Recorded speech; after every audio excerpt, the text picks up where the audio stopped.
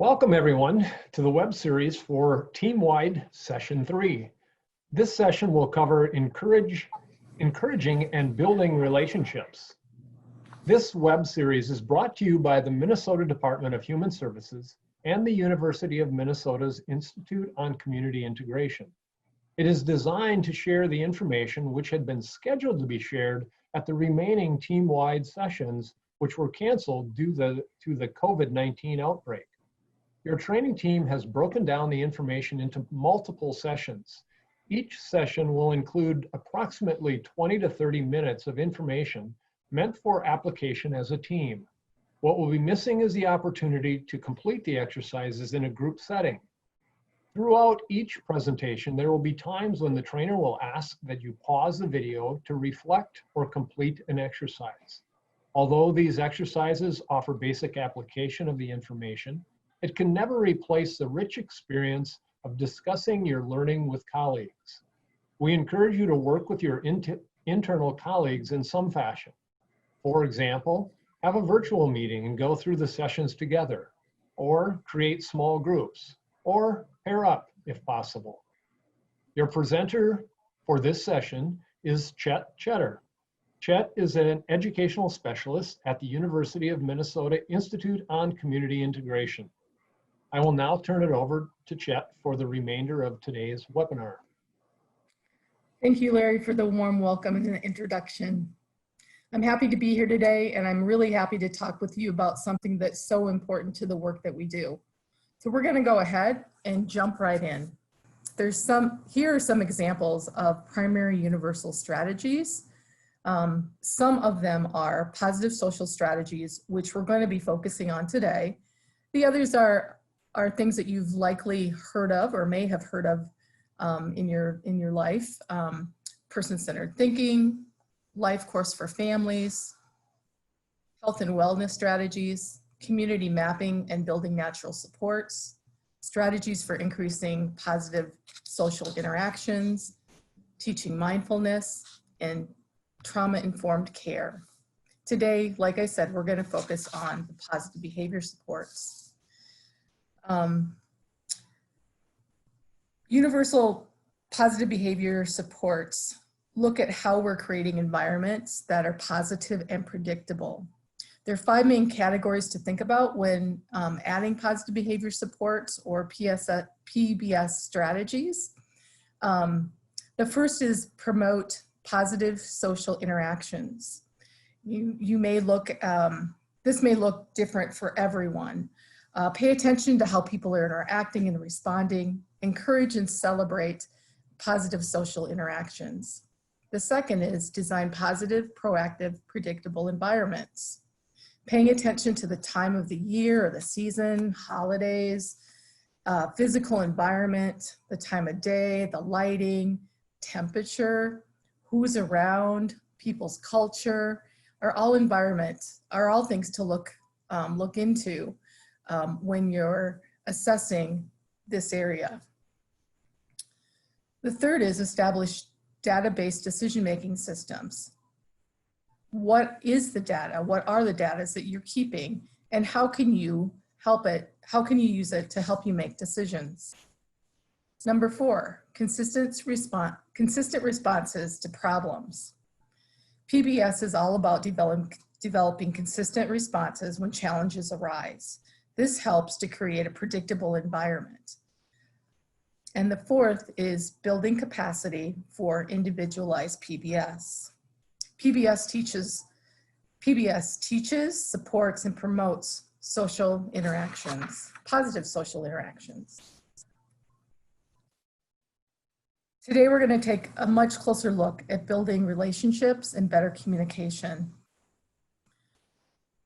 These have never been more important than they are today as we face the COVID-19 outbreak. Relationships are strained as people aren't able to spend time with their loved ones or their friends, coworkers, or they're spending a lot of time together with people and tensions are running high. Think about the relationships of not only the people you support and their families, but also the staff members who are providing support. There may be staff members who decide not to work during the pandemic. And how has their absence affected their relationships with the people they support? People are losing loved ones during this crisis pandemic, not only to COVID-19, but due to other reasons as well that we were facing before the pandemic occurred. This slide has a lot of information on it, but we're going to break it down for you. Today, again, we're looking at building relationships and better communication. But as you can see by this diagram, it's very intertwined with other positive supports, such as mindfulness and wellness, empathy and culture. Those are two topics that are covered in other videos. In each of these four circles represents literature base that creates the content for positive social environments. The first is social skills, skills for building relationships and effective communication combines person-centered thinking and functional thinking curriculum as it relates to people's interacting with one another. Functional-based thinking is looking at what is the function of that behavior, what purpose does it serve for the individual. Building skills for the second is building skills for encouraging empathy, results in the ability to be more culturally responsive. And we know cultural responsiveness is its own area of work in our cohort model, both for staff and for the people we support. It's putting yourself in others' shoes and actively learning about the people in the organization and the community. The third is mindfulness. Mindfulness is the ability for people to learn to be in the moment, to connect with our environment and those around us. And wellness is an important issue that helps staff and the people we support be able to have the optimal quality of life. We need to feel well and work on our health and mindfulness as a strategy that helps create wellness and the fourth larger circle represents the work that we do as a group of people to create a positive, proactive environment. This is the collective workforce and organization work that we do to make sure we build services and supports. For example, we support community mapping. We teach conflict resolution and problem solving. We use matching to pair staff with the people we support, etc. Within this larger organizational environment, groups of people behave in ways and create a positive or negative context or organizational behavior management, and the workforce issues are addressed here. Each of these four areas have a set of evidence-based practices and research supporting our work. We don't teach every evidence-based practice that can be used in organizations in our cohort model. However, we do want to make sure that there is a clear understanding that to be effective, organizations need to seek out the skills that help create a positive environment. We're teaching organizations to identify their unique strengths and needs and to seek out training that meets those they serve. It's a different way of training. We're teaching problem solving because it's not possible to teach everything that an organization needs to know. These conceptual areas speak to ourselves as individuals. They contribute to building relationships and they contribute to the collective organizational work. Therefore, this model speaks to the issues beyond interactions of two people. It's a roadmap for articulating what we need to do to be our best selves, how to be more aware of the environment so we can create positive and culturally responsive communities. And they help us build environments that are positive and support complex social interactions across groups of people.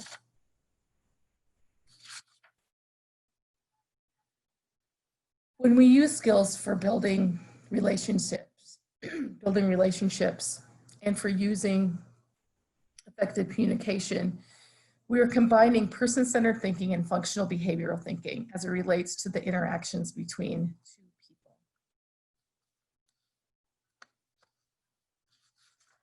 I really love this saying. George Bernard Shaw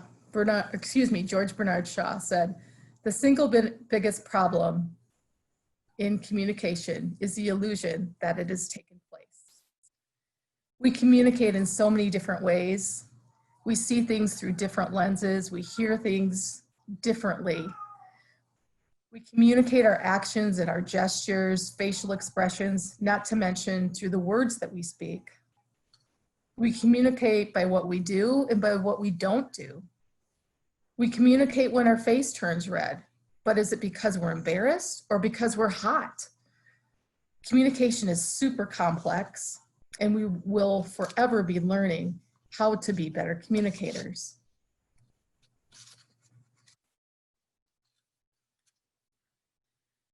Another important part of communication is about the questions that you ask and how you listen.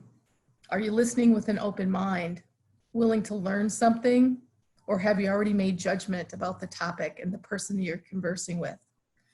I'd like you to take a moment to listen to this TED Talk by Cecily Headley on 10 ways to have better conversations.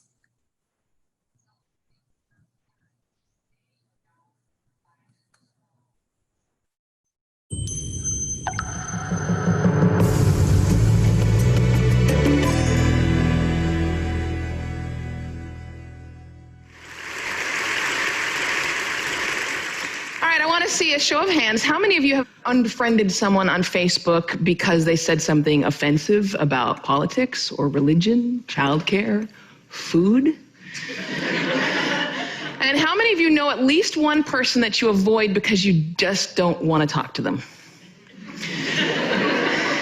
You know, it used to be that in order to have a polite conversation, we just had to follow the advice of Henry Higgins and My Fair Lady, stick to the weather and your health. But these days, with climate change and anti-vaxxing, those subjects are not safe either. So this world that we live in, this world in which every conversation has the potential to devolve into an argument, where our politicians can't speak to one another, and where even the most trivial of issues have someone fighting both passionately for it and against it, it's not normal. Pew Research did a study of 10,000 American adults, and they found that at this moment, we are more polarized, we are more divided than we ever have been in history. We're less likely to compromise, which means we're not listening to each other, and we make decisions about where to live, who to marry, and even who our friends are going to be based on what we already believe. Again, that means we're not listening to each other. A conversation requires a balance between talking and listening, and somewhere along the way we lost that balance. Now, part of that is due to technology, the smartphones that you all either have in your hands or close enough that you could grab them really quickly. According to Pew Research, about a third of American teenagers send more than 100 texts a day, and many of them, almost most of them, are more likely to text their friends than they are to talk to them face to face. There's this great piece in The Atlantic. It was written by a high school teacher named Paul Barnwell, and he gave his kids a communication project. He wanted to teach them how to speak on a specific subject without using notes, and he said this: I came to realize that conversational competence might be the single most overlooked skill we fail to teach. Kids spend hours each day engaging with ideas and each other through screens, but rarely do they have an opportunity to hone their interpersonal communication skills. It might sound like a funny question, but we have to ask ourselves, is there any 21st century skill more important than being able to sustain coherent, confident conversation? Now, I make my living talking to people. Nobel Prize winners, truck drivers, billionaires, kindergarten teachers, heads of state, plumbers. I talk to people that I like. I talk to people that I don't like. I talk to some people that I disagree with deeply on a personal level, but I still have a great conversation with them. So I'd like to spend the next 10 minutes or so teaching you how to talk and how to listen. Many of you have already heard a lot of advice on this. Things like look the person in the eye, think of interesting topics to discuss in advance, nod and smile to show that you're paying attention. Repeat back what you just heard or summarize it.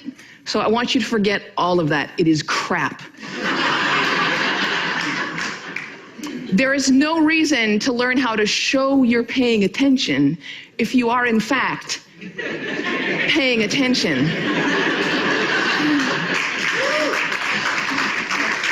Now, I actually use the exact same skills as a professional interviewer that I do in regular life. So I'm going to teach you how to interview people, and that's actually going to help you learn how to be better conversationalists. Learn to have a conversation without wasting your time, without getting bored, and please God, without offending anybody.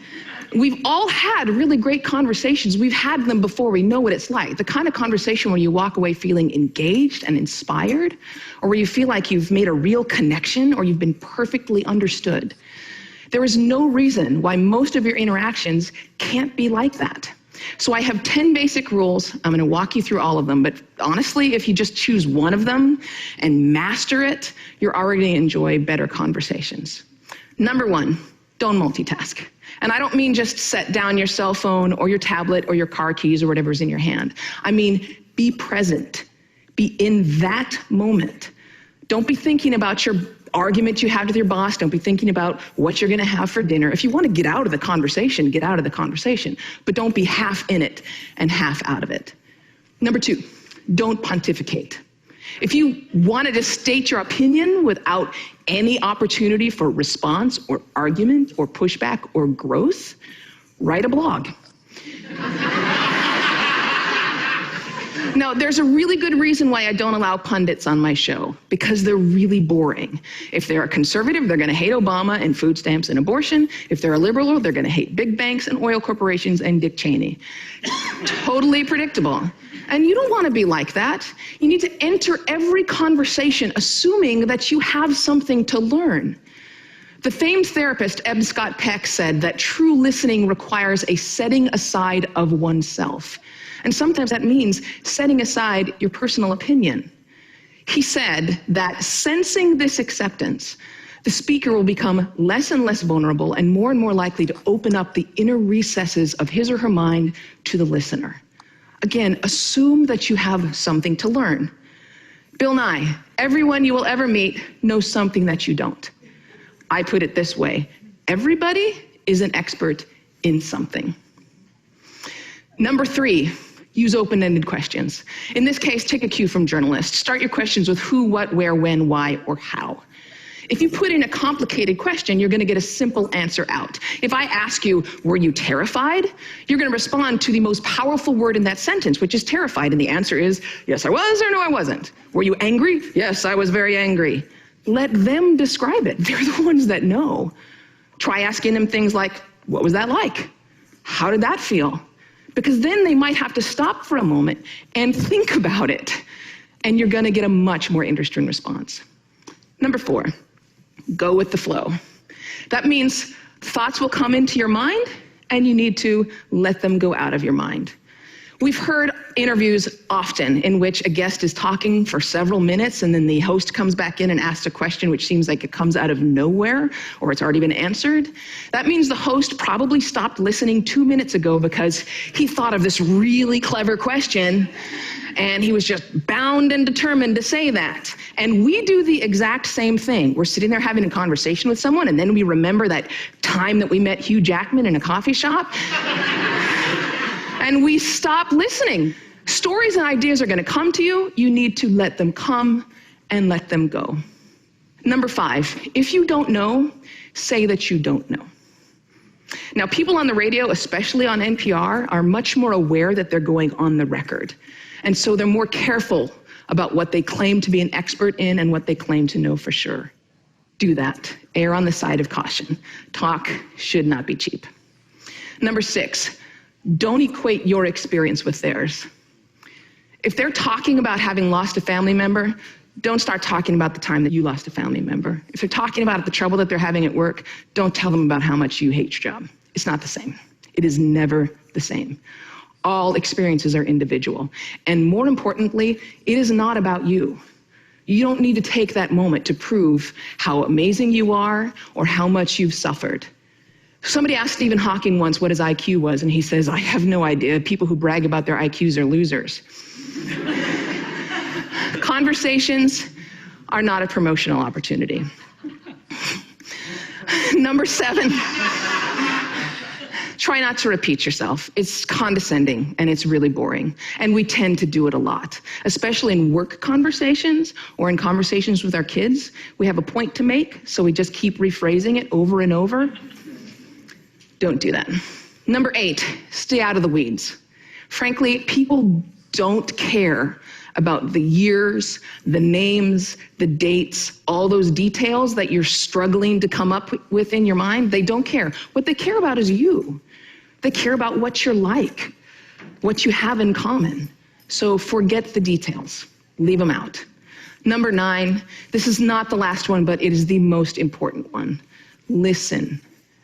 I cannot tell you how many really important people have said that listening is perhaps the number one most important skill that you could develop. Buddha said, and I'm paraphrasing, if your mouth is open, you're not learning. And Calvin Coolidge said, no man ever listened his way out of a job. Why do we not listen to each other? Number 1, we'd rather talk. When I'm talking, I'm in control. I don't have to hear anything I'm not interested in. I'm the center of attention. I can bolster my own identity. But there's another reason. We get distracted. The average person talks at about 225 words per minute, but we can listen at up to 500 words per minute. So our minds are filling in those other 275 words. And look, I know it takes effort and energy to actually pay attention to someone. But if you can't do that, you're not in a conversation. You're just two people shouting out barely related sentences in the same place. You have to listen to one another. Stephen Covey said it very beautifully. He said, most of us don't listen with the intent to understand. We listen with the intent to reply. One more rule, and number 10, and it's this one: be brief.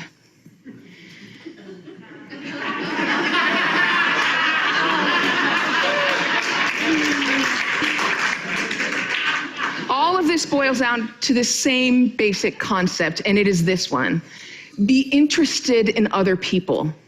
You know, I grew up with a very famous grandfather, and there was kind of a ritual in my home. People would come over to talk to my grandparents, and after they would leave, my mother would come over to us and she'd say, do you know who that was? She was the runner-up to Miss America. He was the mayor of Sacramento. She won a Pulitzer Prize. He's a Russian ballet dancer. And I kind of grew up assuming everyone has some hidden amazing thing about them. And honestly, I think it's what makes me a better host. I keep my mouth shut as often as I possibly can. I keep my mind open, and I'm always prepared to be amazed, and I'm never disappointed. You do the same thing. Go out, talk to people, listen to people, and most importantly, be prepared to be amazed. Thanks.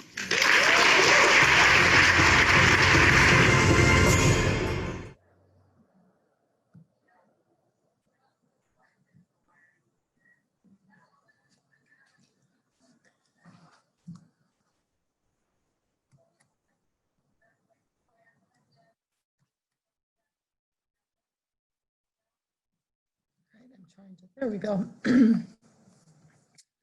Thank you for listening to that video. I think she had so many important things to say about having a conversation and really listening.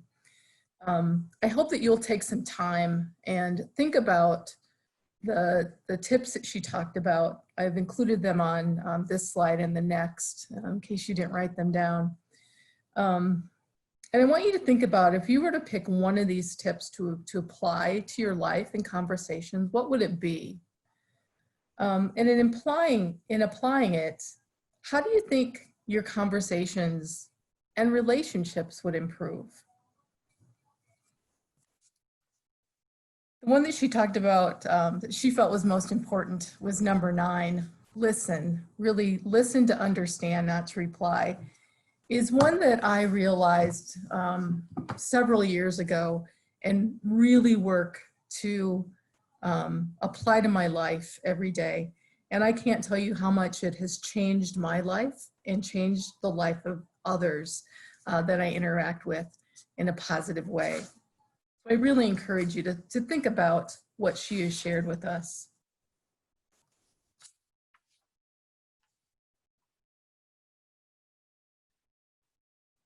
I'd like you to think about, this is the first of several activities in this training material where you'll be asked to write down your response and thoughts to discuss with the team. Whether you're using this material today by yourself or you're working with a team, answer these questions and be prepared to discuss them with your team. Turn off the video and take 5 to 10 minutes to think about your response, and then resume the video for the next slide. The questions are, which of these 10 tips will you start to use to improve your conversations? And second is, how do you think it will improve your relationships by using it? Go ahead and pause the video.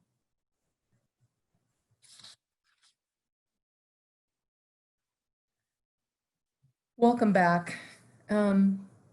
Now I'd like you to think about the experiences that we're all having with COVID-19, with the COVID-19 pandemic.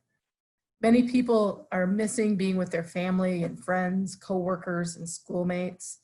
We miss our relationships, our face-to-face relationships. Others are feeling stressed about being with the same people all day, every day, and not being able to go to work or go to school. Some people are actually in volatile situations with people who are abusers. So during this pandemic time, how are we using the tips? How can we use the tips about how to have better conversations and really how to listen to help us all while we're experiencing these stay-home orders or social distancing? Turn off your video and take 5 to 10 minutes to think about your response. Then resume the video when you're ready.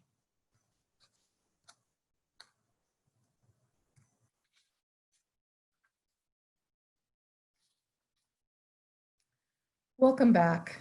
I hope that you enjoyed some of the time examining and thinking about how you can better improve conversations during this time of COVID.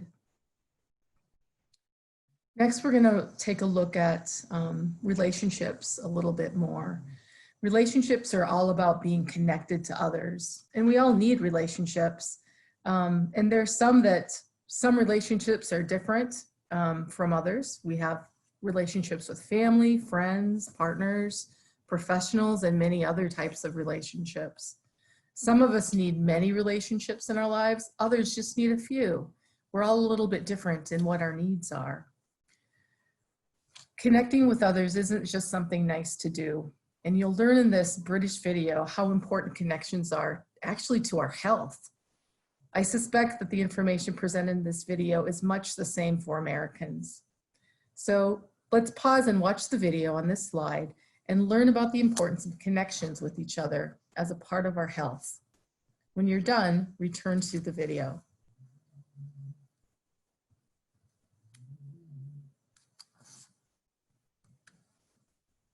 The pursuit of health and happiness. It's an endeavour we're all involved in, to some degree at least. We often make our bodies the focus, but there's a big part of the puzzle that is missing. We are made for community, to be connected with others. In fact, we can't thrive in life without good relationships. But the reality in Britain is that we're more isolated than ever before, living longer, often disconnected from family, with increasingly virtual friendships. And having a sense of community is more and more rare. In fact, statistics show Britain is the loneliest place in Europe. And this isn't just about being alone. Having toxic relationships is just as damaging, and both can lead to depression. A quarter of us say we don't feel emotionally connected to anyone else, and 1 in 4 of us experience mental health problems every year. Not being connected to others can be as bad for your health as smoking 15 cigarettes a day. It can lead to higher blood pressure, poor sleep, damaged immunity, and put us at significantly higher risk of developing certain diseases. It doesn't need to be like this. Being in good relationships is vital to your well-being, and at the Mental Health Foundation, we believe there is an urgent need to make better connections with those around us. If you are pursuing greater happiness, we suggest you start by investing in the people in your life. We can all do something every day to change bad patterns, connect with those around us, and improve the quality of our relationships. It's not rocket science. We need to be connected. So whether it's the man at the bus stop, the lady who lives upstairs, your dad, your old school friend, or a colleague at work, there is someone you can connect with right now. Find out more on our website, mentalhealth.org.uk, and change your world, one connection at a time.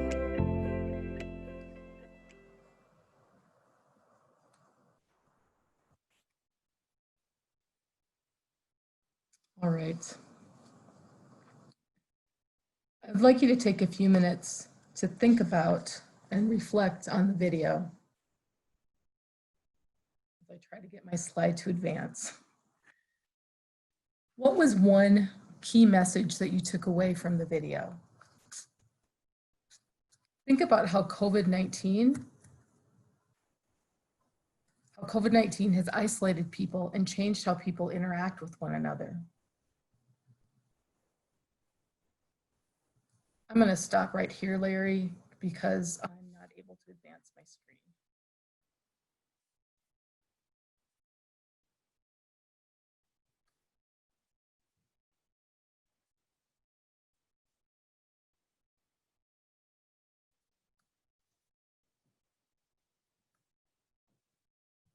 Yeah, I'm not really sure what happened.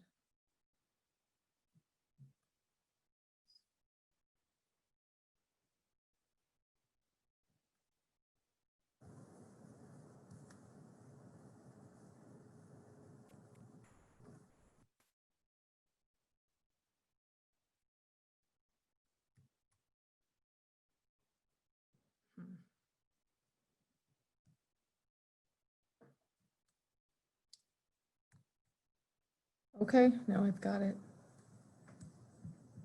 We'll start again.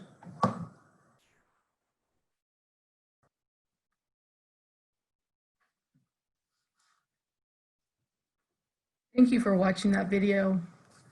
I'd like you to spend some time reflecting on what you learned. And my first question for you is, what was one key message that you took away from that video?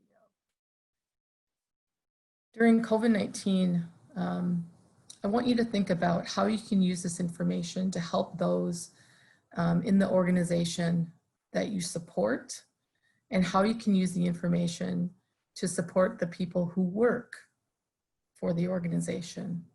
What actions can you take?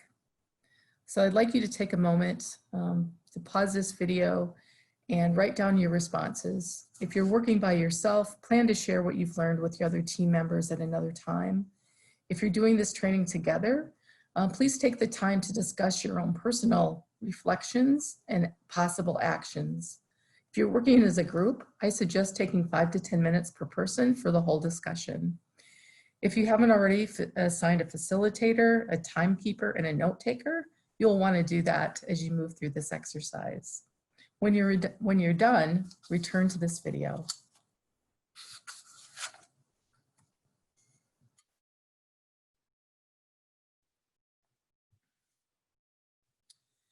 The next thing we're going to talk about today are the valued experiences. They're so important to us, and they really they're what make us who we are. Valued experiences come to us in our lives from about 5 different areas. The first is through our personal relationships. We want to keep the good ones and develop new ones. It's through shared places and activities. It's by contributing to others and our society. These are places where we go to work, to school, to worship, in our neighborhoods, and so much more, groups that we're a part of, and so forth. The next is about making choices. It's about making choices in our lives, both those big decisions and those small decisions. Being treated with respect. And lastly, having a valued social role. These can be in your home, in your work, in your community, etc. This was a list that was developed by John and Connie O'Brien in 1998, and they've been on the forefront of person-centered practices for many years. During this COVID-19 pandemic, are the people in the organization having valued experiences? Are the people that you're supporting, are the people who are working to support them having valued experiences? The next few slides will provide you with a question to consider. Please pause on each slide and write your response to the question. Think about the people you support. If you're working as a team, have each team member focus on a different person who receives support. If you're working by yourself, think about one person that you support.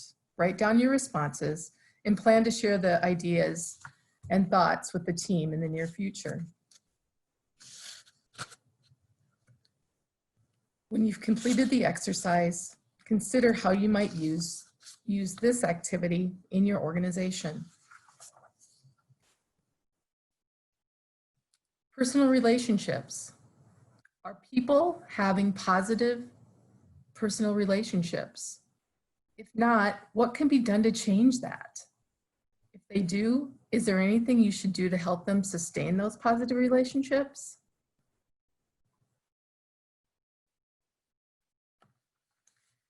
Shared places and activities. Within the restrictions of the state of Minnesota, how are people sharing places and activities? Do people have shared places at home where they can be with others? Are people able to spend time in parks or neighborhoods where they can see other people while maintaining social distancing? I think about that in regards to my friend Jim, who lives in a supported living situation. Before COVID, he went for walks by himself every single day, all on his own, and knew many people in the community. He would, walk to the Holiday Station and he got to know the people who were working there, and then walk home. Now that COVID has hit, he's unable to do those walks by himself. And so he is really missing that as an important part of his physical health, but also social health. When I would call him on the phone to talk about what was going on in his life, he often would talk about those people that he interacted with while he was out on his walks. Not having that anymore, there's a gap in what we can talk about. Do people have shared activities that they can do with others who also enjoy the same activities?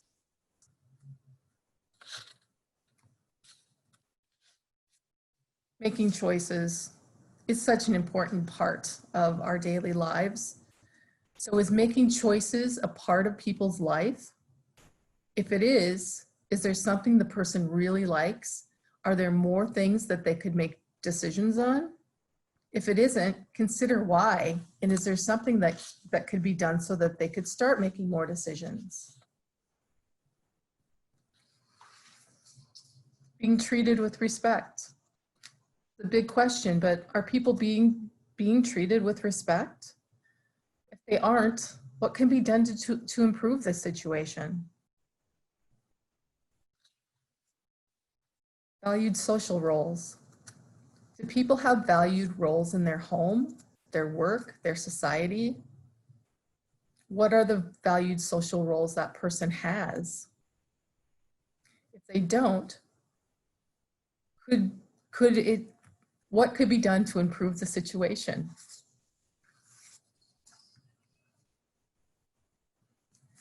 When the team's together, please take the time to discuss your answer and your ideas for improving situations. And then think about how can the team use this activity for the organization to have further growth? Can you do this activity with other staff members with your organization?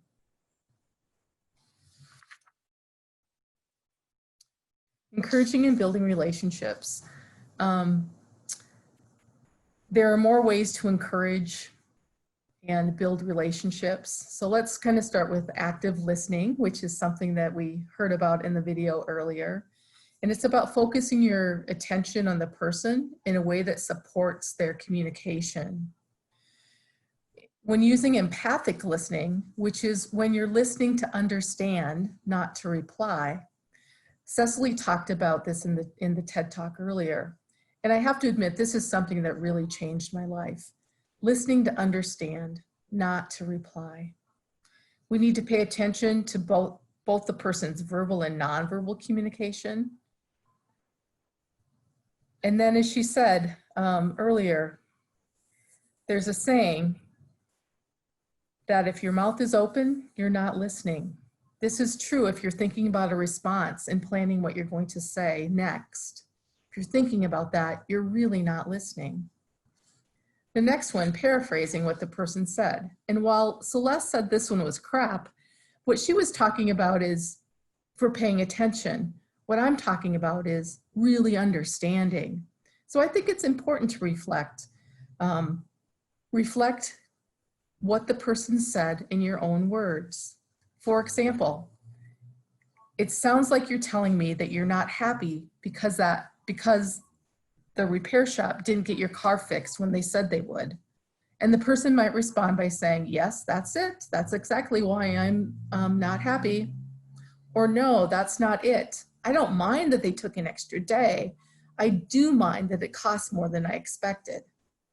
By paraphrasing, you know that you understood what they had to say, and they know that you understood. And that's really important. Non-judgmental statements. Verbal and body language used describes what you observe is happening, but it doesn't imply judgment. For example, by the way you're using your hands when you told me that, I can tell that you're really unhappy about it. Or it sounds like a tough situation. I can see it's upsetting you.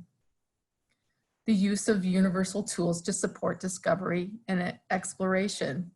And what that is asking open-ended questions about the person's life, their interests, their goals, their relationship, their work, all those things that are important to them. For example, tell me about the work you do and how you got into it. Practicing empathy toward others. These are actions that show that you care about the person's emotions and their feelings. Acknowledging what the situation is or how the person may be feeling is the first step. And the second step is to take an action that is supportive to the other person. I'm sorry to hear that your family member isn't feeling well. Is there anything I can do to help out, like pick up the kids after school so you can go to the hospital? Encouraging people to connect with others. Build relationships. People build relationships when they join into conversations, share information, and participate in activities. Encouraging others to be a part of this conversation helps bring them in. So for example, I might say, if there's a group of 3 of us, and I'm going to refer back to the person who had the problems with their car not getting repaired in time or in the expected amount of time that they were looking for. So I might say, Gideon and I were talking about the challenges you experienced when you took your car to the shop and the inconvenience about being without your car longer than you anticipated. I remember last year that when you had some work done before you went on that road trip to see your family, I think you took your car to a different place. I know Gideon needs some repairs on his car too. Do you have any recommendations for Gideon? And there I brought the conversation together. There's a common theme, a common interest. And from there, who knows where the conversation might go.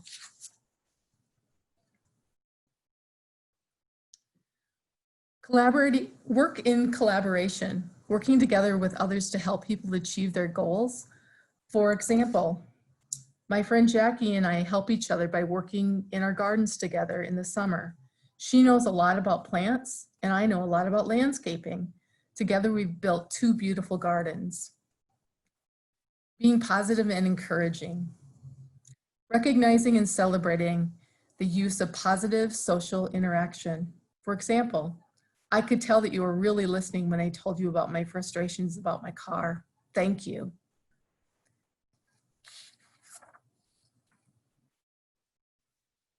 The next activity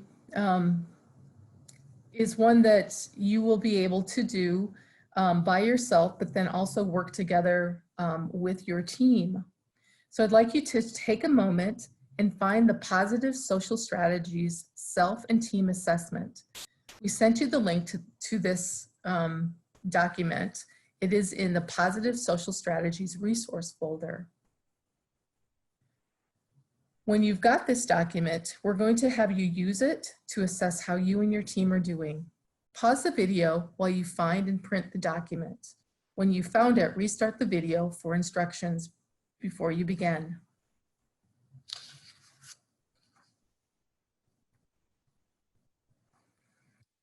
Now that you've found the document, I'm just going to go through the first, I'm going to go through the instructions with you. The first step is to decide on what time period or event you would like to assess and who was involved. So for instance, you might want to assess a staff meeting. You might want to assess a certain time period maybe in your office. Maybe you're going to look at Tuesday morning from 9 to noon. As a team, or if you're working individually, just think about one of those time periods and choose it. Then who were the people involved in that event or during that time period? Those are the people that when you look at the team part of the assessment that you will be kind of assessing. Second, you're going to reflect on your own use of positive social strategies. And third, you're going to reflect on your team's use of positive social strategies. You're going to be using a 1 to 3 scale for each strategy. 1 meaning you never or rarely use this. 2 meaning sometimes, but not consistently. And 3 means consistently or most of the time. This is an example of how the self-assessment is laid out. It will first list the skill. So here it is, active listening. And then there'll be a brief explanation. Active listening is a process of focusing your attention on the person in a way that supports his or her ability to communicate. Behaviors include both language and non-language based communication. And then you'll see you, where you rate yourself on a 1 to 3, and your team, or you rate them on a 1 to 3. Now that you've seen this worksheet, go ahead and pause the video and please complete the assessment.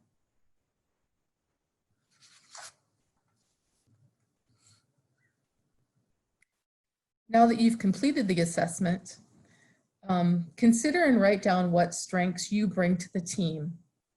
What are the areas that you and the team need to grow in?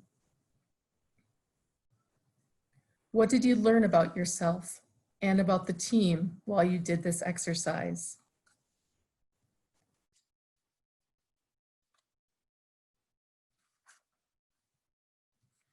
Now I'd like you to pick 1 or 2 areas you think your team can grow.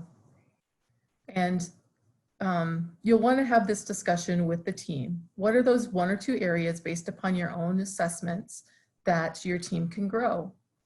What's one area of strength that your team really wants to leverage? And how will you do that?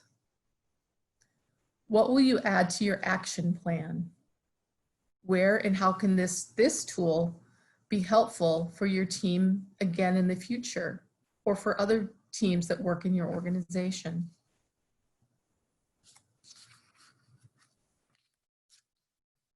Additional resources for this topic and others can be found on mnpbs.org website. I encourage you to check out this site and select the Training Materials tab at the top of the page.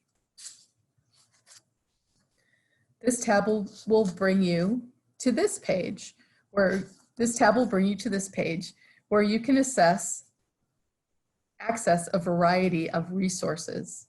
I encourage you and your team to access these resources and to use them as a guide for additional activities and for training your team.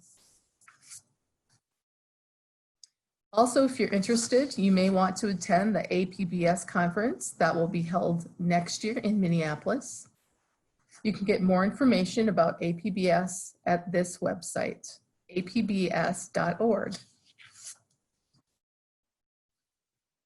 Finally, there will be a collaborators forum next year as well. And you should watch for the dates and more information on this, again, at the mnpbs.org website. If you have any questions regarding the information shared, please contact your consultants from the University of Minnesota. And on behalf of the Minnesota Department of Human Services and the University of Minnesota's Institute on Community Integration, we want to thank you for your patience, your understanding, and your continued commitment to person-centered practices in these uncertain times. Thank you for your time and the great work you do. Take care and stay healthy, everyone.